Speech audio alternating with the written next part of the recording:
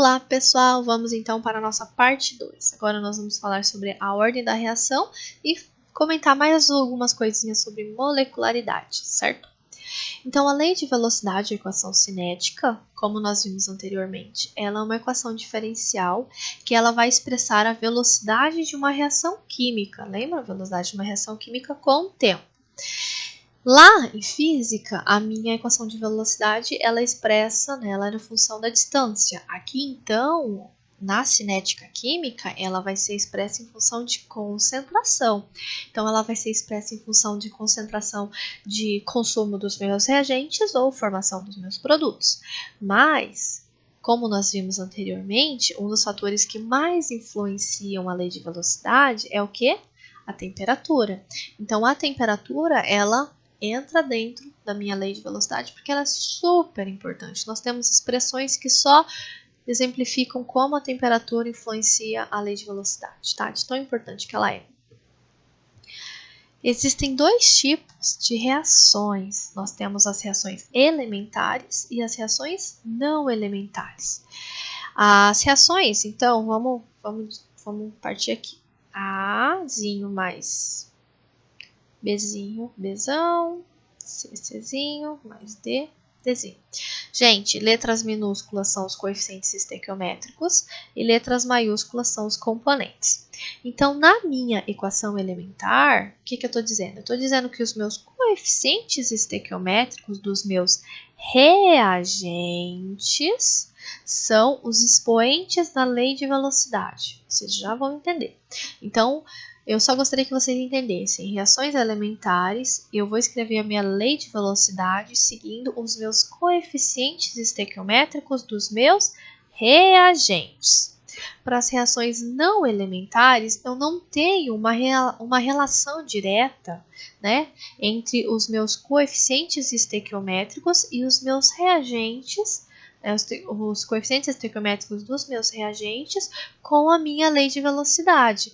Então, eu tenho uma lei de velocidade muito mais complexa quando eu sei que a minha reação ela é não elementar. Entenderam? Então, segurem aí. Vamos conversar mais sobre isso agora. Vamos falar da ordem da reação, então, né? A ordem da minha reação para reações elementares significa o quê? A ordem da reação é o número de átomos ou moléculas cujas concentrações, estão vendo? Nós sempre vamos falar de concentrações, sofrem alterações durante uma reação. Ou seja, é o número de átomos ou moléculas cujas concentrações elas vão determinar o quê? A velocidade da minha reação. Ai, professora, não entendi nada. Calma aí, segura a ideia. Então, eu sei que a ordem da minha reação, recapitulando, a ordem da minha reação é o número de átomos e moléculas que vão estar participando efetivamente da minha reação química. Entenderam? Então, vamos lá, por partes. A minha ordem da reação, então, é a soma dos expoentes dos termos das concentrações que aparecem na equação cinética. Então, vamos lá para a equação cinética, que vocês vão entender, tá? Vamos lá. Eu tenho essa equação. XA mais YB dando CC mais DD. A minha velocidade da minha reação para uma equação, estão vendo aqui? Elementar, é proporcional à concentração dos reagentes. Gente, quando eu falo ordem da minha reação, eu estou dizendo que para uma reação elementar, o meu coeficiente estequiométrico, os meus expoentes são os expoentes da minha equação. Vejam só. A minha expressão de velocidade, ela vai ser sempre dada como RA, ou seja, a lei de velocidade, né, a equação da taxa escrita para o meu reagente limitante. O meu reagente limitante ele está sendo consumido, então ele é negativo. Então, a minha velocidade da minha reação, ela vai ser sempre expressa por quê? concentrações dos meus reagentes. Eu tenho meu reagente A, então concentração de CA, meu reagente B, concentração do meu reagente B. Elevado a quem? Aos meus coeficientes estequiométricos. Coeficiente estequiométrico do A é X, então é C de A elevado a X. Coeficiente estequiométrico do B, quem é? É o Y, então esse é B elevado a Y. Estão vendo? É assim que a gente vai começar a escrever a minha lei de velocidade para as minhas reações elementares. Lembra que eu falei? Vamos voltar? Reações elementares, coeficientes estequiométricos dos reagentes são os expoentes. Estão vendo? Coeficientes estequiométricos dos meus reagentes. Estão vendo? Vão participar da minha reação, vão participar da expressão da minha equação da taxa, da minha velocidade da minha reação, estão vendo? Então, o que eu tenho? Eu tenho C de A elevado a X, C de B elevado a Y, certo? C de A elevado a X, C de B elevado a Y. Negativo porque está sendo, eu escrevo sempre em termos do meu reagente limitante A e o meu reagente limitante está sendo consumido. Mas o que acontece? Para que esse lado da reação seja igual a esse lado da reação, eu preciso ter o quê? Eu preciso, um fator de proporcionalidade, para que um lado seja igual ao outro. Então, esse meu fator de proporcionalidade, quem me fornece é quem? É o meu K, tá? Esse meu K é uma constante. Ele não é tão constante assim, mas vamos chamá-lo de constante e nós vamos falar sobre ele nas próximas aulas. Vocês lembram lá da lei de Fick? De fusão, e tinham lá a variação da concentração, né, por tempo. A lei de Fick não tinha um D de AB no meio? Não tinha? Uma constante? Um D de AB? Então, lá, analogamente lá, o meu D de AB aqui equivalente seria o meu K. Entenderam? Para que um lado seja igual ao outro da equação da lei de Fick. Mesma coisa, tá? Mesma coisa. Essa é a ideia. Entenderam? Então, isso aqui é para uma reação elementar. Gente, vamos treinar. Se eu quero uma reação, então, a ordem da reação, deixa eu só complementar uma coisa que eu esqueci. A ordem da reação, então, são os coeficientes. Então, quando eu falo que o C de A, a ordem da reação para o C de A é 1, significa que o X é 1. Então, é A, bonitinho. Se eu falo que a ordem da minha reação para o meu CA é 2, significa que é 2A, dando o restante, entenderam? Então, a minha ordem da minha reação é 2. A ordem da reação, então, ela é diretamente relacionada ao expoente experimental. Por isso que nós falamos que para a reação elementar, a ordem global é o coeficiente estequiométrico da reação. A ordem global da reação vai ser a somatória da ordem individual de cada um. Então, se aqui é 2A e aqui é 1B, então a ordem global vai ser 2 mais 1, porque nós vamos escrever a equação da taxa como? Se eu tenho a seguinte situação, 2A, gente, o que eu fiz? 2A mais 1B dando tararará. Então, meu RA vai ser menos, porque eu estou escrevendo em termos do meu reagente limitante, fator de proporcionalidade, C de A elevado a 2, porque o coeficiente estequiométrico é 2 do C de A, vezes o C de B elevado ao coeficiente estequiométrico de B, que é 1, certo? Então, a ordem da reação para o C de A é 2, a ordem da reação para o C de B é 1, e a ordem global da reação vai ser 2 mais 1, entenderam? Certo? Então, ordem da reação 0. Vocês vão escutar muito isso. Ah, porque eu descobri e determinei que a ordem da minha reação é igual a 0. Então, significa que se eu tenho lá o meu A dando B, significa que aqui o meu C de A está elevado a 0. Estão vendo? Então, todo número elevado a 0 é igual a 1. Por isso que fica RA igual a menos K. Entenderam? Então, eu estou dizendo que a ordem da minha reação é igual a zero. Significa que o meu C de A aqui, não que aqui seja zero, tá? É que quando eu digo ordem da reação igual a zero, eu estou me referindo que aqui é zero e a ordem da reação, C de A elevado a zero, é igual a 1. Se eu estou falando que é uma reação de primeira ordem, então eu estou dizendo que C de A está elevado a 1. Estão vendo? Se eu estou falando que a minha reação ela é de segunda ordem, C de A elevado a 2, ou, né, se a minha reação ela é de segunda ordem total, C de A elevado a 1, C de B elevado a 1. 1 mais 1 igual a 2. Então, uma reação global de segunda ordem. Mesma coisa, reação de terceira ordem, né? 3, 2 mais 1, 3, 1 mais 2, 3. Então, reação de terceira ordem. Reação de terceira ordem também pode ser C de A, C de B, C de C.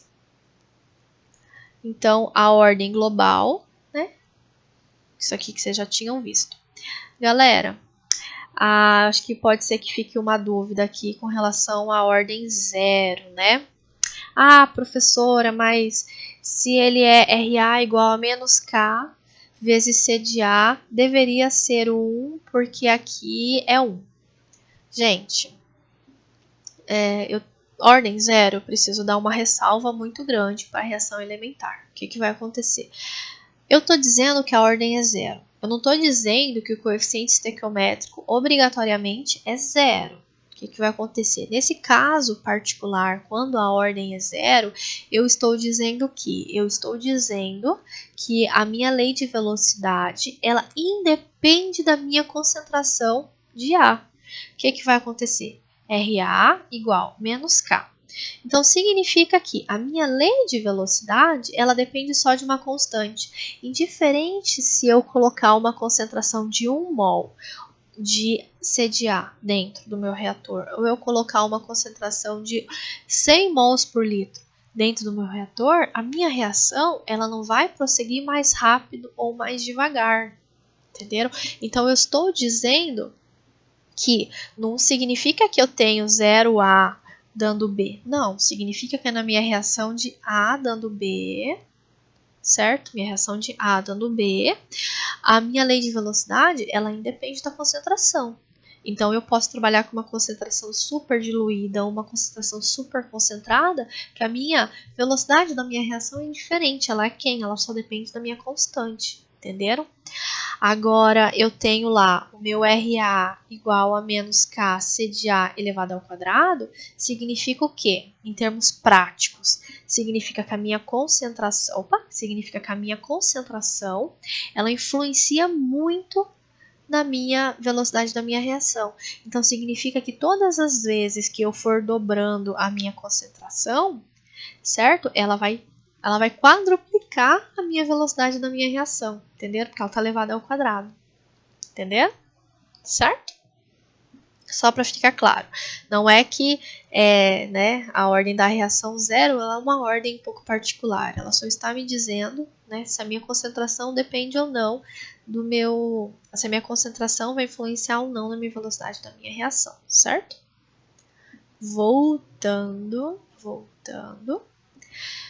Aí é lindo e maravilhoso. Então, o que vai acontecer? Quando eu falar em ordem da reação, lá para a gente resolver um exercício, eu falar assim, é uma reação de A dando B de primeira ordem. Então, vocês já sabem que automaticamente, se ela é de primeira ordem, o menos RA vai ser igual a K C de A, que está elevado a 1. Se eu falar assim, gente, é uma reação elementar de terceira ordem, então vocês vão fazer menos RA igual a K C de A elevado ao cubo. Entenderam? Super simples, a reação elementar, ela então ela é intrinsecamente ligada com o coeficiente estequiométrico da reação de vocês, certo? Da reação global de vocês. Mas haverão casos nos quais a reação ela é não elementar. Então, na reação não elementar, vocês estão vendo, aqui eu tenho um CdO, um Cl, mas ó, o coeficiente é 1 e aqui o coeficiente é 3 meios. Estão vendo que não segue o 3 meios daqui? Então, significa que se a reação é não elementar, eu não tenho uma ligação direta entre os coeficientes estequiométricos da minha reação global com os coeficientes da minha equação da lei de velocidade. Entenderam? Eu não tenho correspondência entre uma e a outra. Eu esqueci de falar, todas as vezes que vocês trabalharem com fase gasosa, é muito mais fácil na indústria vocês mensurarem a pressão parcial do que a concentração. Então, por isso que muitas vezes a lei de velocidade da reação em fase gasosa ela é em termos de pressão parcial, tá? Gente, então a reação não elementar, então, ela tem muitas vezes uma cinética muito mais complexa, que vocês não conseguem olhar a equação, né, os coeficientes estequiométricos, e já logo de cara escrever a lei de velocidade. Não, nós vamos ter um processo, tem todo um mecanismo de como a gente vê, como a gente faz, nós vamos verificar qual etapa limitante, assim por diante. Vamos aprender a fazer isso a partir da P2, na P2, tá, pessoal? Nós vamos aprender a fazer isso, e nós vamos fazer justamente essa equação aqui, estão vendo? Esse exemplo. Então, na reação não elementar, a gente não tem esse bate-o-olho, eu já sei o que é. Não, a gente precisa estudar um pouquinho mais, levantar algumas hipóteses. Gente, nós definimos a molecularidade, então, lá na parte 1. Nós falávamos que molecularidade é o número de entidades que precisam se chocar para que a reação aconteça. Eu falava molecularidade igual a 1, então era uma molécula igual que se chocava e a reação acontecia. Falava molecularidade igual a 2, duas moléculas diferentes que se chocavam e a reação acontecia. Então aqui eu tenho a reação de A, 2B dando C. Eu tenho uma molécula de A mais duas moléculas de B dando C. Então, a minha molecularidade, eu precisava de 3 moléculas. Então, eu tenho 3 moléculas, minha molecularidade é igual a 3. Então, a minha molecularidade é igual a 3. Aqui eu tenho uma equação da taxa. Então, eu tenho A mais 2B. Então, significa que é C de A elevado a 1, C de B elevado a 2, certo? Então, a minha ordem da minha reação, agora a ordem da minha reação vai ser 1 mais 2, que é igual a 3. Então, a minha ordem da minha reação é a mesma coisa que a minha molecularidade. Isso vale para reações elementares apenas. Agora, eu tenho se a minha mesma reação ela não for elementar, então ela vai acontecer em duas etapas. Etapa 1 e etapa 2. Etapa 1 é uma etapa mais lenta. Primeiro eu vou transformar A mais B dando C. E a etapa 2 eu vou transformar C mais B dando D. É uma etapa rápida. A minha equação global é A mais 2B dando D, que é igual a essa anterior aqui. A mais 2B dando D. Só que acontece, essa minha reação, ela não vai ser A mais 2B dando D. Não, ela vai acontecer em duas etapas. Aí suponhamos o seguinte, nós estamos numa maratona, todos nós, e eu quebrei o pé. Só que nós precisamos chegar todos juntos na linha de chegada. Todos. Vocês não podem sair correndo e me largar para trás. Não, vocês precisam me ajudar a andar até que eu chegue. Então, vocês conseguem verificar que eu, com o pé quebrado, consigo atrasar todo mundo? Consigo, né? Então, todo mundo vai demorar muito para chegar na linha de chegada. Então, o que vai acontecer? A reação lenta, ou a pessoa mais lenta, vai ditar a velocidade da reação. Então, indiferente se a minha etapa 2 ela acontece rápida. Enquanto a minha etapa 1 ela não finalizar, o que acontece? Ninguém chega na linha de chegada, meu reagente é transformado em produto. Então, quando eu tenho uma equação não elementar, que eu tenho várias etapas acontecendo, e uma das etapas ela for mais lenta, então essa etapa eu vou utilizar para escrever a equação da taxa. Eu não vou mais pegar aquela equação da taxa da equação global, né? Então, não vai ser essa aqui, ó. Não vai ser essa aqui, C de A elevado a 1, C de B elevado a 2. Não! eu vou escrever a equação da taxa com relação à etapa mais lenta. Então, vai ser menos RA igual a K, ó, o menos só está desse lado, tá? Tanto faz o lado do menos. K, C de A elevado a 1, C de B elevado a 1. Então, é a equação mais lenta que determina a minha reação. Mas o que vai acontecer? Aqui vai ser 1 mais 1 igual a 2, a minha ordem da minha reação. Então, eu tenho 2 de ordem de reação, mas a minha molecularidade ela é feita com relação a quem? A reação global. Então, a minha molecularidade vai ser 1 mais 2 igual a 3. Estão vendo que vão ser diferentes? A ordem da minha reação é igual a 2, a minha molecularidade é igual a 3. Então, para reações não elementares, a molecularidade ela é diferente da ordem da reação, certo?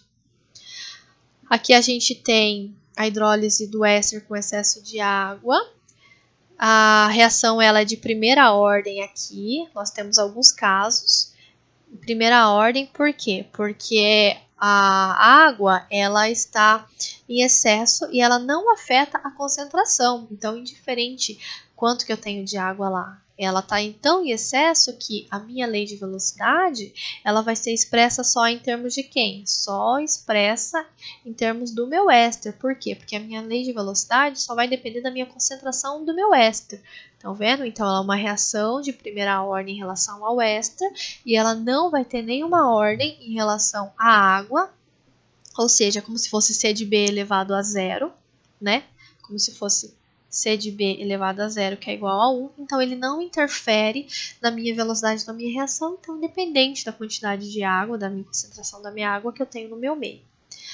Então, como eu não estou falando de B, mas eu sei que B existe, então eu adiciono essa palavra, pseudo, de falso. Então, ela é uma falsa primeira ordem, por quê? Porque o outro reagente, a água, ela está em excesso e não participa da minha lei de velocidade, certo? Aqui a gente tem uma tabelinha comparando a molecularidade com a ordem da reação. O que eu gostaria que vocês se atentassem é a molecularidade não pode ser zero, porque eu não posso ter zero partículas, zero moléculas participando para que a reação aconteça, enquanto que a ordem da reação pode ser zero. Molecularidade sempre vai ser números inteiros e não passa de 3, porque a probabilidade de choques efetivos de moléculas maiores de 3, ela é muito pequena, muito rara, então a reação ela não se processa, enquanto que a ordem da reação eu posso ter números inteiros e posso ter números fracionados, que são as reações não elementares, certo? E acho que é isso, né? Referências, Silveira e o Fogler, e muito obrigada, até breve, pessoal. Tchau, tchau.